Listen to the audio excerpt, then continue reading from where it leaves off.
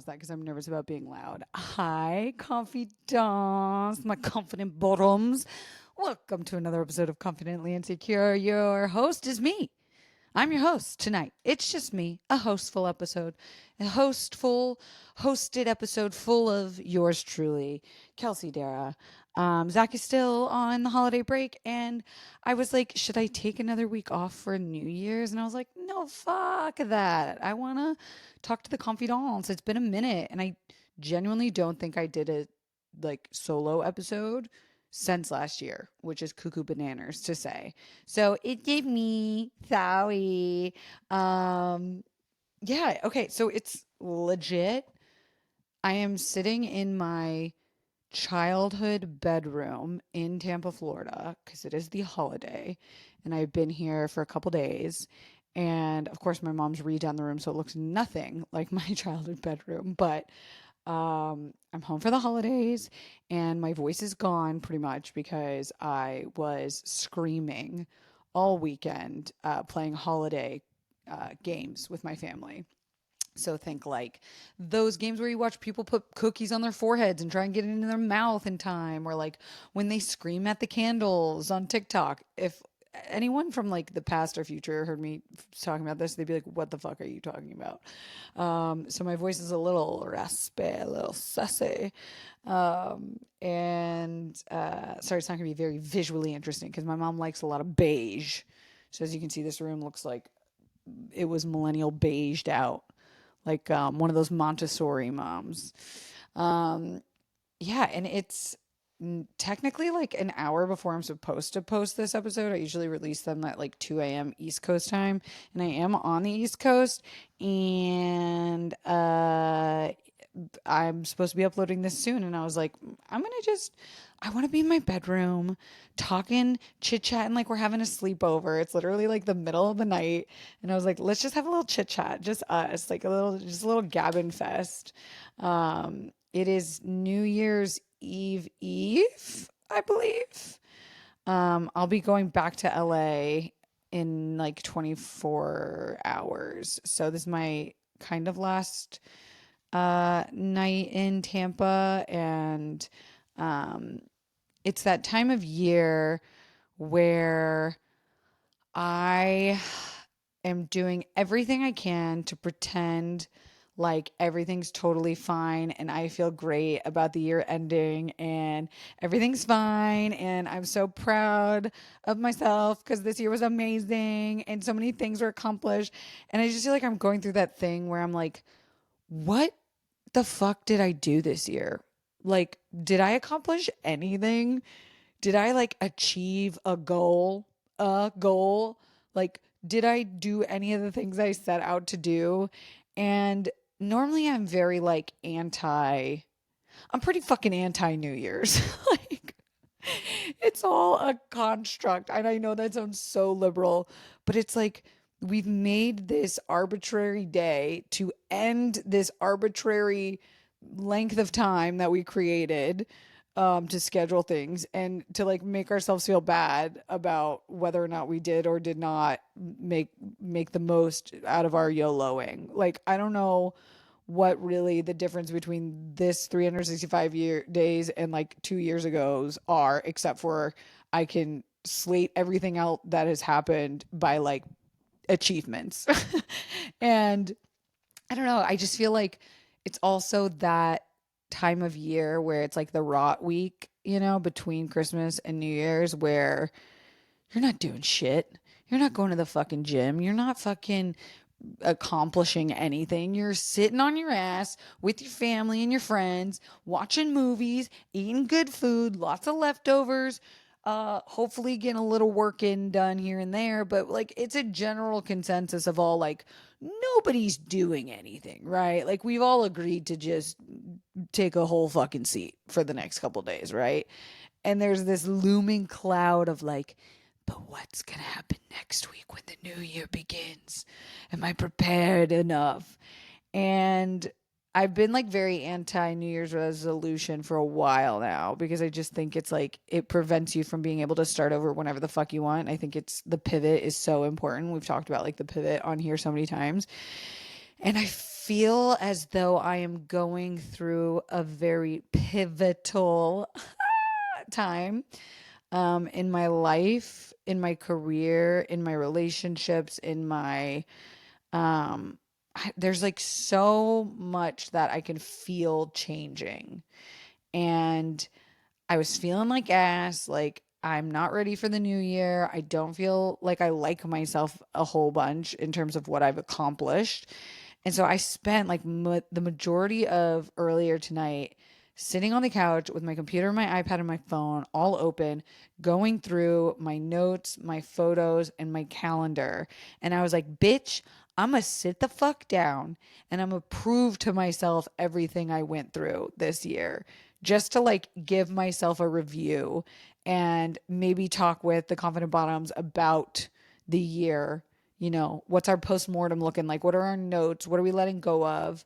And if you get this feeling that I'm talking about, like this, ugh, but also this excitement around this time of year, that you can also do this for yourself. Because I think it's one thing to like think about it, but actually sitting there and writing these things down and going through my calendar and my phone and my notes and my photos, I was like, that was this year? Holy shit. Like, that's crazy. Um, so this is kind of like my year in review. And as I go through a bunch of things that happened this year, I have some like updates along the way. So get excited and stay tuned for that. Let's see. I wrote that this year had to have gone better than the way last year ended off because I literally got hit with a firework on New Year's Eve of last year and got burnt on my neck. Literally still have the scars on my neck. Got hit by a firework. The last thing that happened to me last year. And I was like, well, it can only go up from here. So, right in the top of the year, we launched the signups for the second Don't Panic retreat.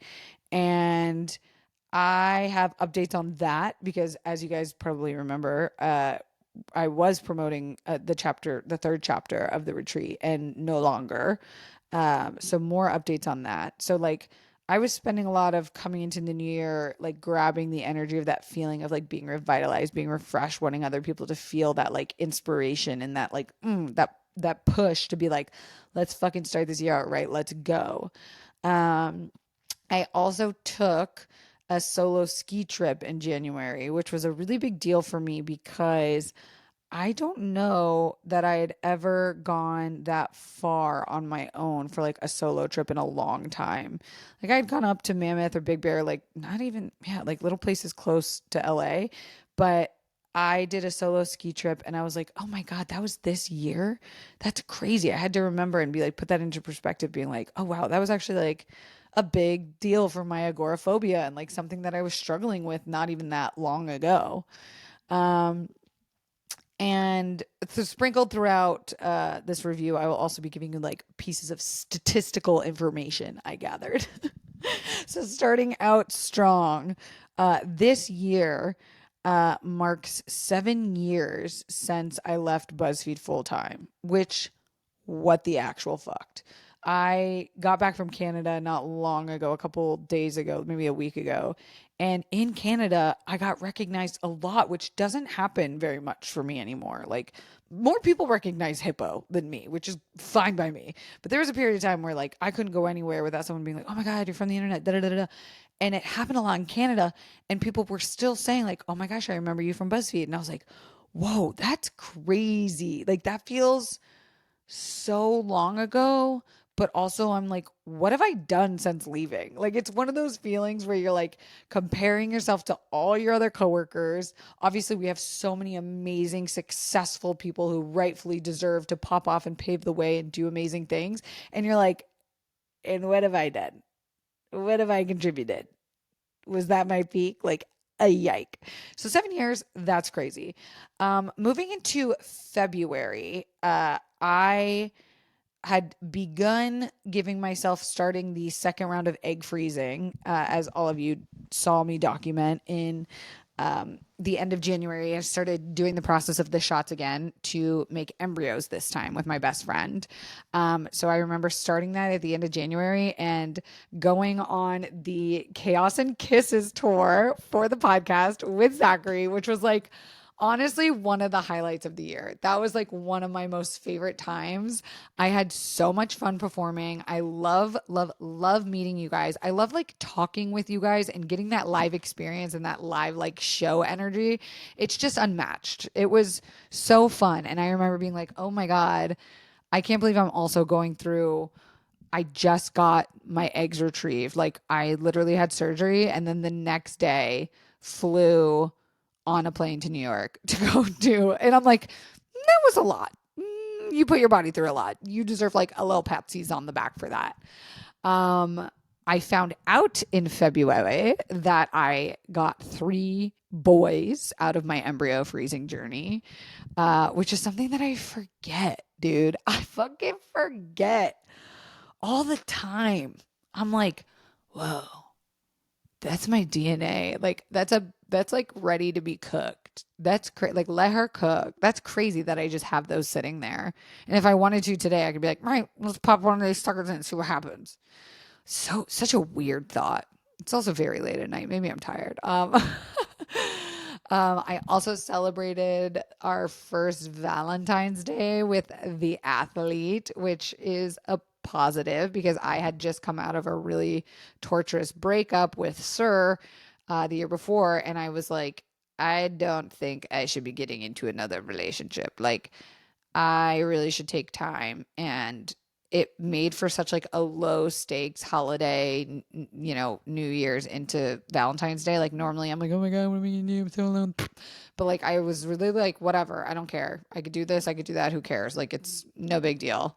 Um, I also went on a bachelorette trip with Lauren Rihamaki and all of her bridesmaids. Laura's DIY got married this year, and going to Tulum was so incredible. I had never been before.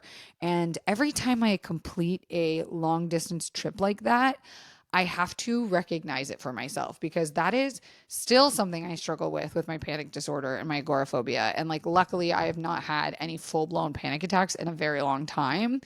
But it's always like right there under the surface, like always bubbling like a little witch's brew. Like, is this gonna be the one where it all comes crumbling down? Like you've been on such a good streak. And so dealing with that and like actually having fun and seeing a new like part of the world and experiencing new experiences and like the cave diving in cenotes and shit like that. Like what the fuck? That I got to do already. Tour, I took a solo ski trip. I went on to Tulum. Those are things people might never get to do in their freaking lifetime. Like I am so, so blessed and so grateful. And I have so much gratitude that that is something I am allowed to do. I also, we helped with a rescue. Harper, if you remember Harper Wu, she was the big tan pitty that we helped just for a couple weeks get transported across the country. That happened in February. I also read ACOTAR in February. Wow. And guess what, motherfuckers? I finished the whole goddamn series by the end of the year. I finished book 5 a couple weeks ago. And let me tell you something. Me and Lauren and the athlete have a group chat called ACOTAR Ass Hats because we're all reading it and we all need to comment about it. And that group chat stays popping. And when I tell you, nowhere in this group chat has anyone mentioned to me that the 5th book is not the end. ACOTAR does not end. Like it's not over. It left you on a motherfucking cliffhanger. I was like, man, they're really stretching out this ending. Like, what is all going to happen in the last few chapters? Bitch, no, it's good. There's more books to come. And I did not know. So for all you ACOTAR babies out there, let me know. Did you know that it was still continuing as a series? I had no fucking clue. I also went on another girls trip in February that had been planned from my girl pals at Breakup Boot Camp. We were like, we're going on a girls trip. And I had like a kind of threesome there on that girls trip, which was fun. And I'm like, Kelsey, like what? Like just all the way up until February, you've already done so much. Is it career goals? Not necessarily all of them, but wow, my career is my life, and I do need to have experiences to talk about and write about and put it on my list. Okay, going into March, the biggest thing I have to like pause and be so mindful and grateful for is that the second retreat happened in March. And this is where also like it was magical. It was so soul fulfilling. It's like one of those things where you're like, oh yeah, this is why we do it. This is like why we get up in the morning. I started to realize like how hard it is to run retreats and why they are not very profitable because they all kind of run the same like formula. They all rent out places that are made for retreat rentals. They have the same like schedule. It's usually around the same price. Like they're just not profitable unless you do them a certain formulaic way. And our whole goal was like to do something that had never been done before, do it totally different than everything that was out there. And that shit is fucking expensive. It's very expensive. No matter how good the retreats were and no matter how much we sold out, like we couldn't not only like break even, but we couldn't like pay ourselves really for the second one, which we didn't pay ourselves for the first one at all. I think we actually lost a little bit of money, but it was proof of concept. It was fine. But at this point, I was like, okay, I want to do another one, but we have to find a way to pay ourselves. Like we literally spend the most time I probably spent last year, like the second half of last year, was on retreat stuff. Like we do everything from the marketing to the booking to the collabs with the brands, like to interviews with the guests and the attendees and scheduling and making the classes. Like we spend so much time. I'm making the freaking Instagram assets like in Canva, and it's so much time away from doing other stuff that I'm like, I have to pay myself. Kelsey, you are an idiot to not pay yourself. So that will come back later. So anyways, retreat goes off without a hitch. We love it. I'm so energized. I'm so full. I'm like, oh my God, my life is so good. I could do this for the rest of my life. And then I started a little side hobby. March was where I discovered that I really liked fake frosting in Deco Den and started my little Etsy shop called Caked Up by Kelsey. And I still to this day enjoy that hobby so, so deeply. And I maybe went a little hyperfixation station into that hobby. Some of you might have seen all of a sudden just me balls deep in fucking goddamn sealant from Home Depot all over my fingers and shit. But I had such a meditative and good time creating art, like physical art again, that I was like, yo, we got to bring that back. We got to bring back crafts and hobbies into adulthood life. They're so pretty. I love it. Then we're moving into April, and this is Lauren's wedding. This was like such an amazing, beautiful time at the wedding. My ex, Jared, the DJ, DJ'd, and I actually got to like hang out with him. And then we had coffee the next day. And that was such a beautiful experience because listening back to like any episode of the breakup with Jared that feels so long ago, but also like yesterday, and knowing that he and I are still friends, like very good friends, that I could call that motherfucker anytime, any day, and I know he would answer. Like we still have so much love for each other. God, that's just, he's still such an important person in my life. And like to know that I could get to that place with someone that I had such a deep, long love with, like I got to really cherish that and like really cherish the growth that we both had to also be in that place where we can support each other and be friends like this. I will say about April was when I started to feel that like dip. And the dip was kind of coming in the form of what am I doing with my life, career, like longevity wise? Because you got to remember, I just came off of, I'm not making any money off the retreats. We're not touring anymore. I'm not getting as much like necessarily content out as I used to when I, worked at the days at BuzzFeed or whatever. And I'm just like looking at what I'm doing and I'm like, what do I want to be? Like, I really didn't know how to classify myself. Like, I guess I forget that I'm just able to call myself a creator and that's okay. But when people are like, oh, what kind of creator? I'm like, well, I make documentaries, but no one knows about them or has ever seen any of them because they're still in development hell or in selling hell, which is like an industry term for like we can't seem to get it out, published or sold, or it is sold and we can't get it published. I do 2 podcasts a week, which comes our second fun fact, stat fact. I filmed 96 podcast episodes this year. The fuck? So it was 45 guilty pleasures because I was out some weeks and 51 confidently insecure episodes this year. Can I say that again? The only week we took off this year was last week for Christmas. What? I don't think I have done that since starting the podcast. That's crazy. And, bringing Zach on, obviously I'm like splitting the income differently and still like loved every second of it and like felt like it was worth it and wanted to keep doing it. Like 96 podcast episodes is crazy. If it was the only thing I was doing, I'd be like, oh yeah, like whatever, that's my job, but it's not. And so I got to give myself credit for that. So pat on back for me.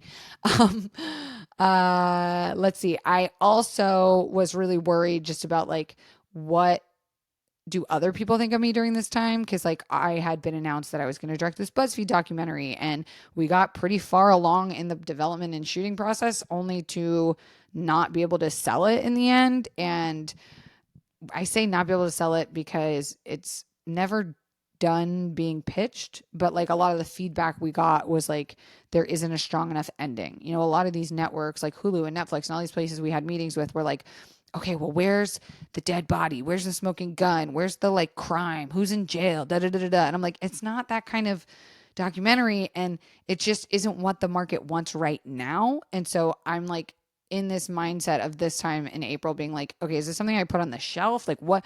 Like I've spent so much time and energy making these movies, and for them to not like ever see the light of day, which has happened with a lot of my projects, it just gets really draining and it costs a lot of money. And often we're self-funding these things with hopes of like getting it back from like a distributor or whatever. Like it just made me reassess, like I am a team of one. This is very hard to do. So that's this time of the year was when I was going like, okay, what the fuck am I and who am I and what am I doing? But then everything felt better when I got to see Taylor Swift in April. I also started to try EMDR therapy in April, which I did about 10 sessions. I never like did an episode about it, mostly because I thought I was still going to continue doing the therapy. But then like my insurance decided to not cover the full cost, which I thought they were supposed to in the beginning. I don't know. That's also very hard to understand, is like when you're a single person doing your medical and like all your bills and shit. Sometimes I'm just like, I can't be bothered to also have to figure out this thing. So I didn't do a full episode breakdown on like how EMDR went, but I will say like I did enjoy it. I think I was looking for a more clear path of like, what's the timeline of this look like? Because a lot of the sessions started to kind of feel the same. And so, yeah, that kind of like sprinkles in through the next couple months. At this point, we're end of Q1. I'll give you another fun stat. We did 11 giveaways on the Instagram of the podcast this year. 11 giveaways. That's nearly one a month. Okay. We were giving shit away like Rare Beauty, YSL stuff. We were giving away caked up goods. We were giving away clothes. We were giving away teas. Like if you are not following the podcast Instagram, like pause this and go follow it immediately. In fact, you know what? I'm going to throw it to a break just so you have enough time to go and do that. So BRB kids.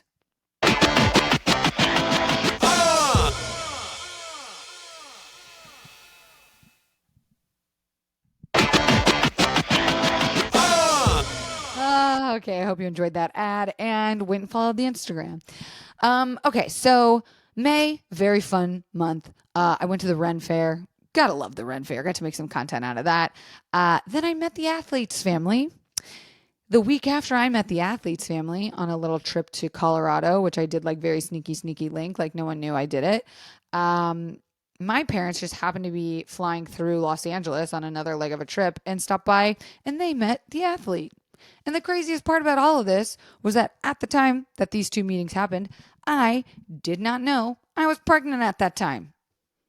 Whoops. That happened again. In May, I also fostered Diva, who was our 6-year-old pit bull from the West LA shelter.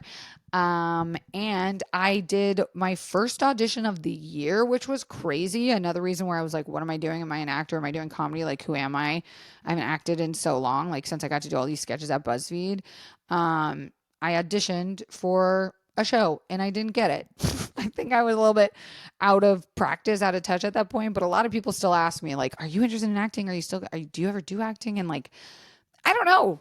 I'd love to. I love performing. That's like my favorite thing of all fucking time, but I don't think anyone like knows me or thinks of me as that, even though it's something I've been doing literally since I moved to LA, just in like a different way than people are used to. Like internet acting isn't the same thing as TV acting.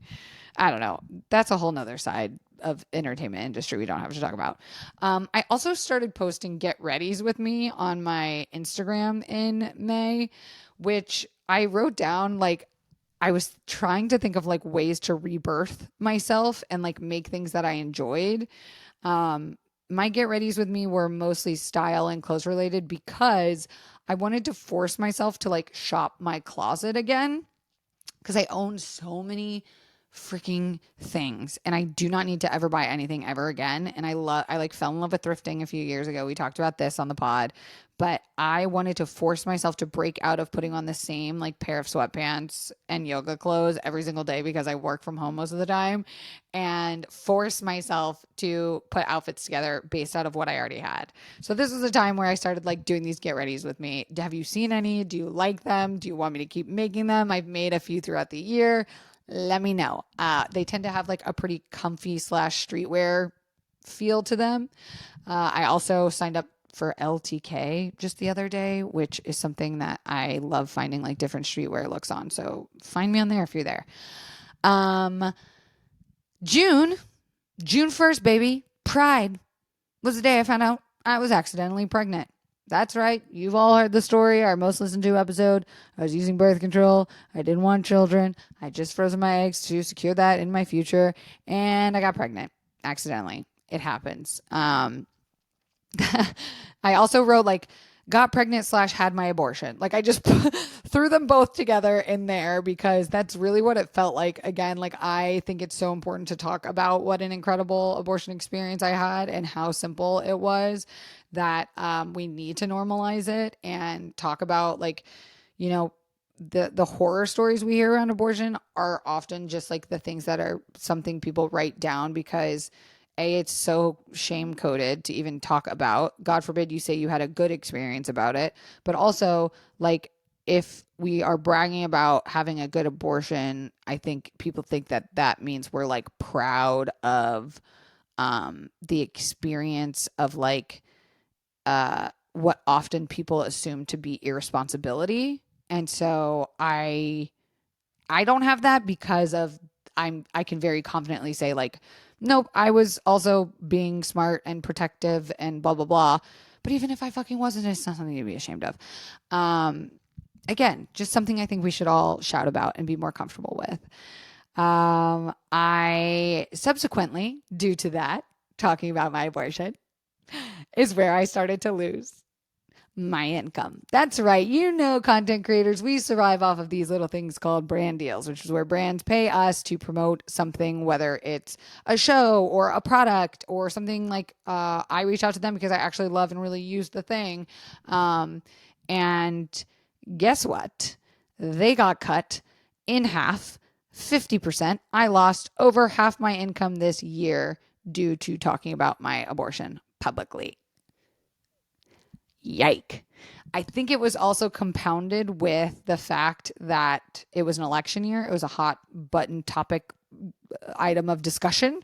And to be so openly speaking about my experience, brands didn't want to come near that with a 10-foot pole. They didn't want to touch anyone that was endorsing Harris. This isn't something we made up. Like, this is emails that we got from companies that were sending these memos out saying, if your client does this, talks about these things, we have no interest in working with them currently. We saw creators that even took a side or a stance were, being labeled as X, Y, and Z. And that's like a blacklist you can't get off of for some brands. I didn't think losing all of that income was going to bother me as much as it did. But as the year went on and like it sustained, it's such a tricky thing because it's not like I can be like, fuck it, I don't care. Like, of course I care. This is how I live. Like, there was times where I was like, fuck, can I afford like the rent of this place? Or like, is it smart to keep doing this or like spending like that? Because when you're a content creator, you always expect like fluctuations in income. You just don't expect it to be halved like that so suddenly. Right after that, I went and took a trip to New York City to stay with my best friend and my two goddaughters. And that was so needed because spending time with them, I love them with my whole ass heart. But my God, the best thing to do after an abortion is to go spend time alone in the woods with children. And you're like, I made the right choice. This was the right call. I love them, but I do not need to be around them full time. I remember writing this down and I found this in my notes, which I thought was interesting, was that when I was on that trip, it was summertime and I felt like a lot of people were, like out of school or like, enjoying their summer vacations or going on these big trips. And I wrote down, like, I don't feel like I deserve to be having a summer because I don't feel like I've been working enough for the year, which is just not true based on like all the things I've just even said alone with the statistics and the work that I was doing. But I remember writing that down and like looking back on that now, I'm like, how could I have felt that way? But it's true. Like being a content creator, you just don't ever feel like you're doing enough. Like you're not posting enough. You're not getting enough views. Like once you hit a certain barrier, you're always going to want to reach the next one. And it's like, I had come to terms with where I was in the industry, but dang, if I don't say like tax brackets, like it not being in the ones that a lot of my peers are in, it's just, you wonder if you're doing it wrong. You're like, what, do I even belong in this? Like, should I even be wasting my time? And it's not all about money for me. Like, clearly, if it was, I think I would have picked a more stable job. But at 35, turning 35 next year, like, I can't help but be like, I still don't own a home. Like, I would like to travel like this certain way, or I would like to contribute to society in this manner. And I've set this imaginary goalpost that I keep moving farther and farther away from myself every year with like my income. And it can't help but make me rethink like, am I just not doing something that everyone else gets how to do? What am I not strategizing correctly? Like, should I even be wasting my time doing certain things? Like, I mean, the amount of times I've questioned, like, do I keep doing the podcast? Do I go back to having a 9 to 5? Like, it's crazy. My brain goes crazy places. I had the athlete's birthday in June, and that was the first time athlete said he loved me in June, which was 9 months after we met. So 9 months after dating felt like such a amazing, positive experience for me because I jumped the gun saying it in my past two relationships, and I felt so comfortable and confident, like not falling into the limerence with that relationship and like truly just building a solid friendship and foundation that when that came, it was like, oh yeah, this just feels so like we know we do because we have been through so much together already. And I highly fucking recommend holding out on saying it in your next relationship at least after 4 months, because those first 3 months are crack cocaine heroin. Those are the most addictive feelings in the world. And it's not real. It's limerence. You don't know a person, like you truly don't know until you've gone through good times, bad times, boring times, mundane times, exciting times. Like love is built on time and experience. And I feel like this has set a precedent for me of like what if athlete and I don't stay together, like what a relationship timeline can and should, for me personally, look like. Also, in June, I started stand up again. I, again, was going through this like, what am I doing with my career? What do I love? Like, what am I good at? And I hadn't done stand up in 12 years. And Zach like gave me the push and I decided to get back out there. I started taking classes again. And it's weird to be taking classes when you're 34 because you're like, am I allowed to do this? Like, I should be working on like these hours on something else. And I'm like taking a class to learn something. So that was a really good experience. It ended up being a really good investment in myself and my career and my brain and like my writing. And I'm so grateful that I started doing it again. Moving into July, kicking it up a notch. Hippo's birthday, he turned 4. And then he poisoned himself by eating a bad plant. Y'all remember hearing that story? I saw my favorite movie of the year in July, which I will now give you another fun stat fact. According to my AMC app, I only saw 22 movies in theaters this year, which seems blasphemous. I texted that to the Guilty Pleasures boys and I was like, are we wrong? And Zach was like, oh my God, I've only seen 13 according to my app. That can't be right. Like, I don't know if I just watch so much shit at home now, but oh my God, I saw Kneecap in theaters. I watched it at home again, and then I'm going to watch it again with my family tomorrow because I loved it so much, and we're Irish, and I'm like, go us. Also, around this time is when we were hearing rumblings about like Biden and politics and like this is where like we started to kind of ramp up again about like, okay, who's going to be the president next? And I just remember this feeling of like, I just felt feelings. I was feeling a lot of feelings in my tum-tum around this time of year. Just like, okay, what are we getting ourselves into? And I started Invisalign. It's a fun fact for you. The very last week of July, I also still carrying this giant weight and feeling of like, I am not doing enough with my career. I'm not moving fast enough. I'm not getting enough done.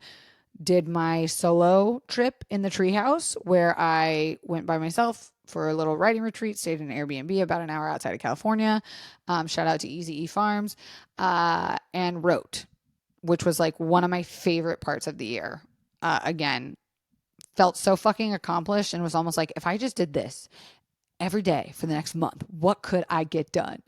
Just being away from it all, focusing on one thing, having one goal every day, it really opened my eyes to be like, oh, I need to cut out a lot of fat in my life. Like, I waste so much fucking time, a little piece of myself here, a little piece of myself there, doing this little project, half-assing this thing.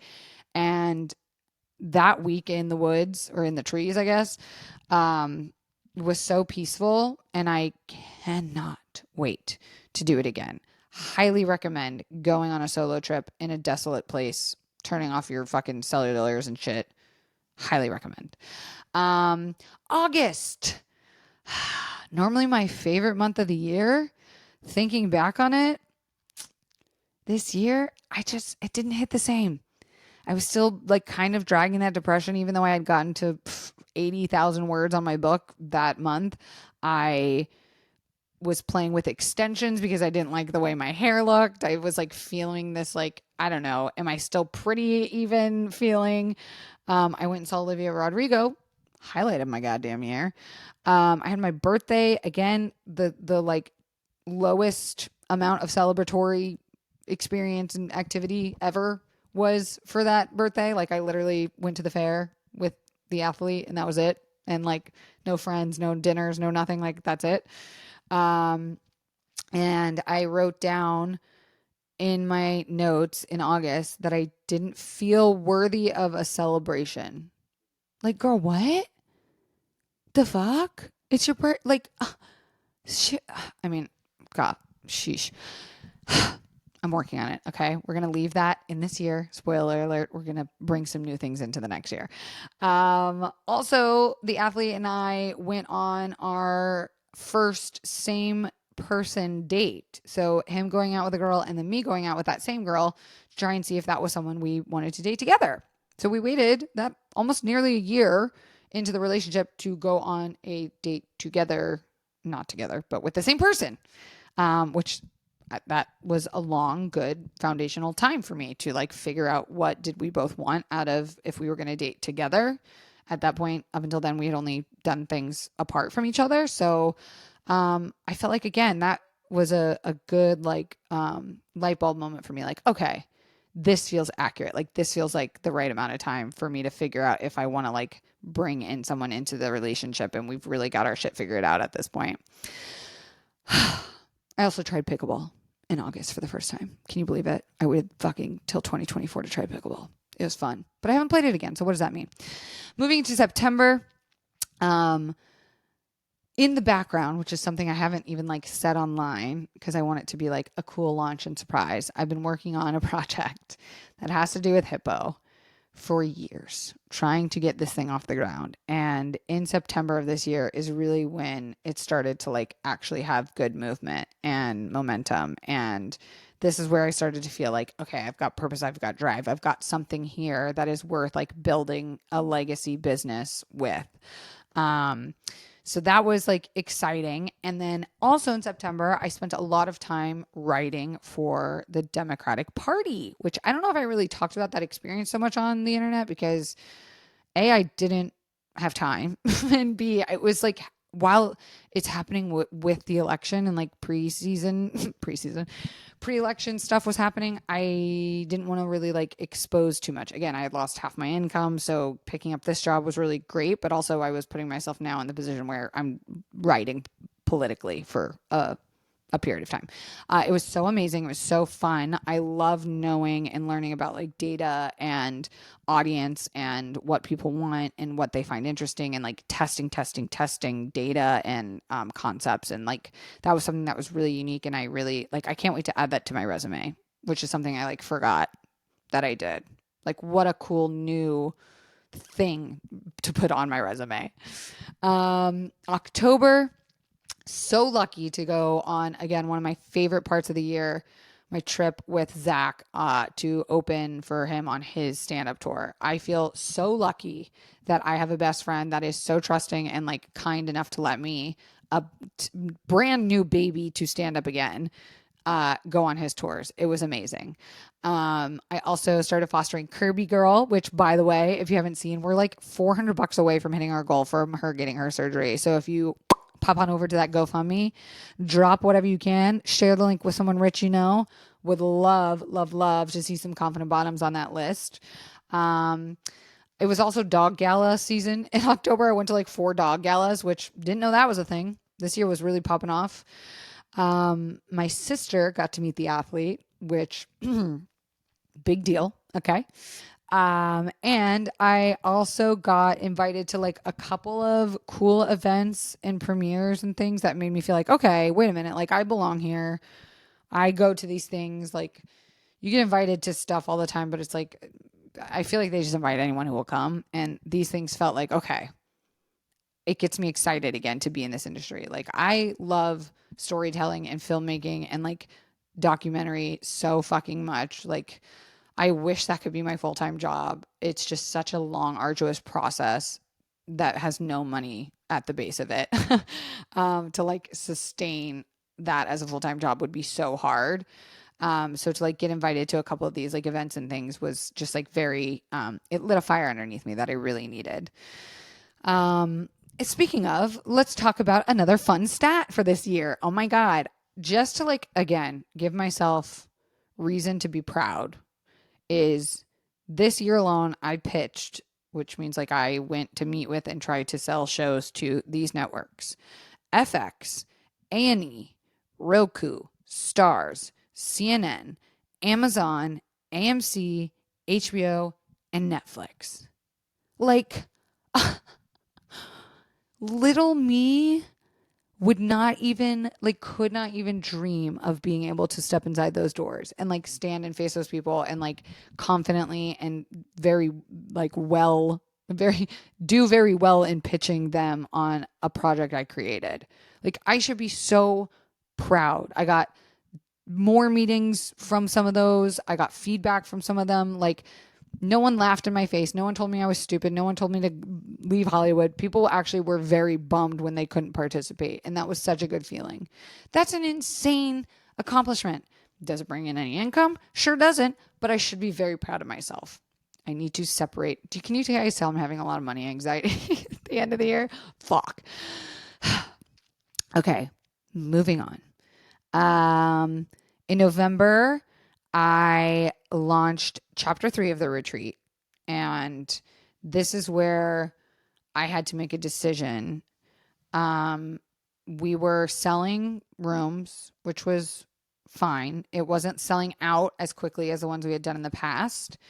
Um, I got to a point where we were doing so much work for it and we were not seeing the sales like equate to us being able to make a certain goal, that I was questioning, like, is this even worth it? And I kept feeling like I needed the universe to give me a sign. Like I kept just being like, somebody point me in the path of like, what am I supposed to do? Where do I put my energy? Where do I put my time? And funnily enough, there was a miscommunication with the venue and the date got booked that we had booked it for. And we were like trying to figure out how to mess with the schedule and try to like talk to people about like, oh, can you guys come on this date instead? And it just like at one point I was like, oh, that was the sign.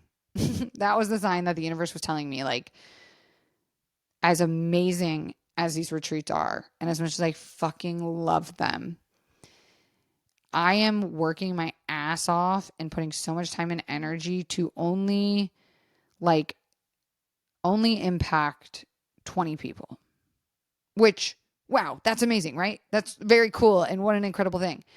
But the amount of time and energy it takes to do that for only 20 people versus taking that same amount of time and energy to try and make digital content that reaches masses of people, millions of people, outweighed the original idea. Like I imagine doing retreats, like we would start small and grow and be able to do like 50, 60, 70, 100 people retreats at these places, and the scale, like the time and the returns on like the amount it takes to get that kind of business off the ground, it just wasn't happening.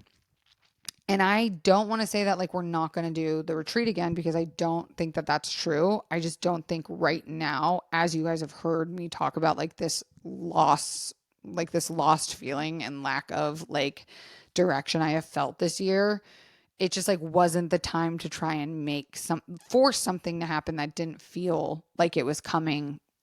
Like the universe was like saying, yes, this is the right thing to do.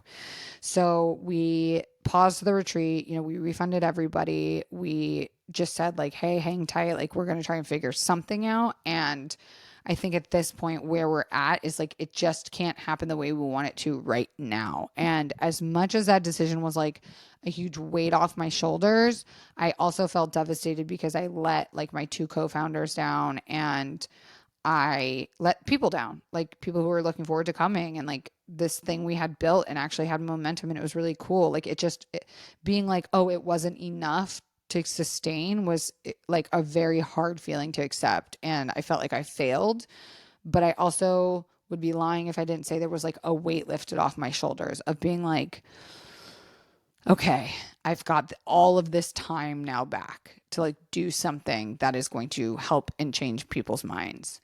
Which brings me to December. Here we are.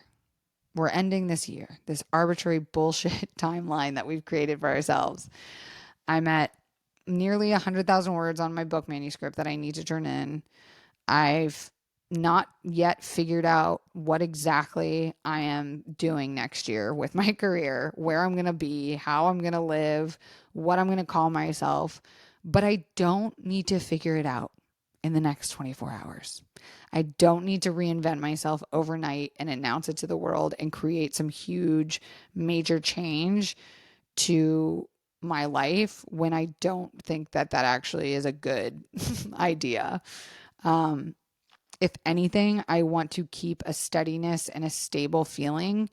And that doesn't come like overnight. In fact, I think doing this review of the year allows me to check in on our wins, our losses, the right decisions I made, maybe things that I didn't choose so wisely, and carry that and make those small adjustments as we go into the new year. It's not something that like we just need to cut out and cut off and like throw away. Like, sure, sounds fun. And it goes along with the theme of New Year's, I guess, and resolutions and revolutions. But like, it's not like that list you see online that's like what's in and out, like in 24 and out 2025. Like, I just don't think that's real life. And I encourage all of you, if you're having the same feeling that I'm having, to take inventory of how amazing and incredible of a life you have had these last 365 days. Go back through your camera roll, go through your calendar, look through emails, like take stock of meetings you had, people you chatted with, friends you made, connections, networking, shows you watched, books you read, people you loved on, people that you let go of, like animals you met and took pictures of. Like, go through and take this mindfulness and this moment to really say, like, you know what? Whatever was happening in the world in 2024, yes, a shit show, insanity, but my life and my choices and the things that I could control were amazing. And I did really good and I fucking survived it. And I can carry that feeling into tomorrow and the next day. Like, I can be just as proud as I am of myself today to a week from now, a month from now, another year from now. Like, we don't have to award ourselves some place, some medal, some bronze or silver or gold of how this year went. It just went. And to take stock and to learn lessons and to try not to make the same mistakes and be grateful and take gratitude and like truly just be present with the year that you had and be excited for this 2024 that you did have. Like, who cares what happens in 2025? Like, you fucking did this shit and you did it really well and you survived it. And that is all that fucking matters. All of that said, my last stat that I didn't read off was I made 148 TikToks. I made 148 TikToks this year. I don't know if that's a lot or a little. And it's so funny because that's such a monetary based statistic for the last thing to say on this episode. But LOL. I am who I am. You can't fucking change me. We'll have more updates on things throughout the next weeks coming. Exciting new movements happening, jobs, shifts, exciting fucking yay, sparkle, twinkle, light. But hey, confidants, I cannot thank you enough for sticking with us another fucking year. This episode makes 52 this year. That's one episode a week, minus Christmas, but who's counting? I like, truly, let me know if you want me to keep doing this podcast. If you want things to change, if it's worth it. Like, I was just reading a crazy article the other day that said Gen Zers trust their favorite podcast host more than their favorite influencer. And I was like, what if you're both? But also, is that true?